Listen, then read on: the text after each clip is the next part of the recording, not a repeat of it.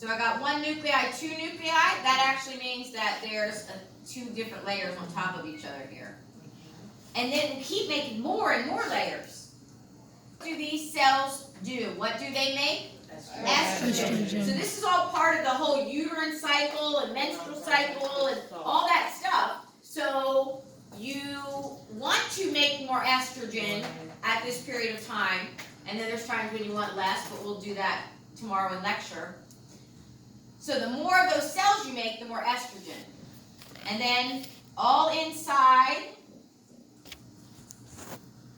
just like a circle, just like it always was, even in the primordial, that circle inside is your primary oocyte. And I mean the whole inside of my red circle, not just the nucleus in the middle. Okay, we're just doing primary oocyte, I don't need nucleus. What is this entire structure? Primary follicle. The structure is going to be your follicle. Okay, let's look at more developed primary follicles. There's even more. That's like 3 or 4 layers going on. So that's again primary follicle.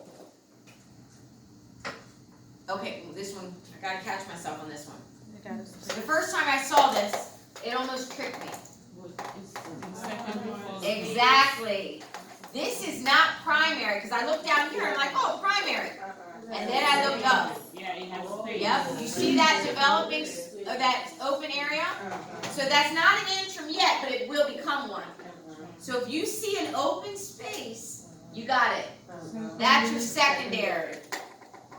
So watch out, because that one almost got me, because I didn't look up immediately. Secondary follicle is the whole thing. Now, there's only one picture in the slides of this.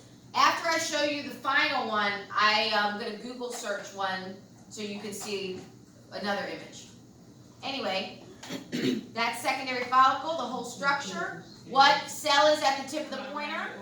Primary oocyte. What is the function of these cells? Produce estrogen. That's it. So that wouldn't be secondary oocyte? No, definitely not. Because the only one that could possibly have made a secondary oocyte was not this one either. This is still, oh I forgot, this is a secondary follicle. But it's in a later stage.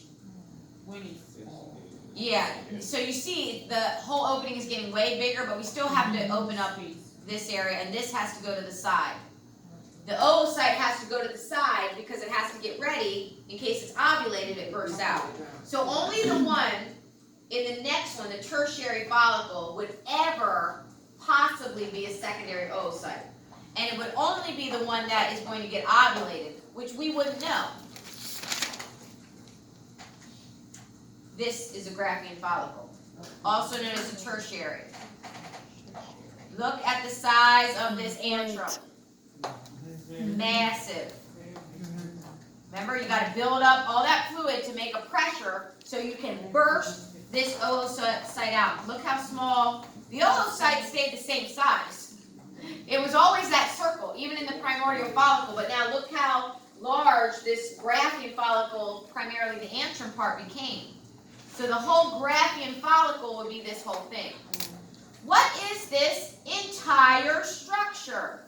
That Graafian follicle, or you can do tertiary follicle if you want. What is the structure at the tip of the pointer? White? That's the antrum.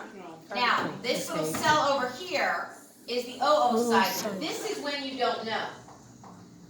It could still be the primary oocyte. Because remember, you got like 3 to 5 of these in each ovary. Is this the one that's going to get ovulated? Yes. If and only if it is, then it would become secondary. But what if it's not? Then it wouldn't have become secondary yet. So we don't know. So I wouldn't point to that oocyte and ask you which one, because I don't know. But you do know it's a Graafian follicle with an antrum.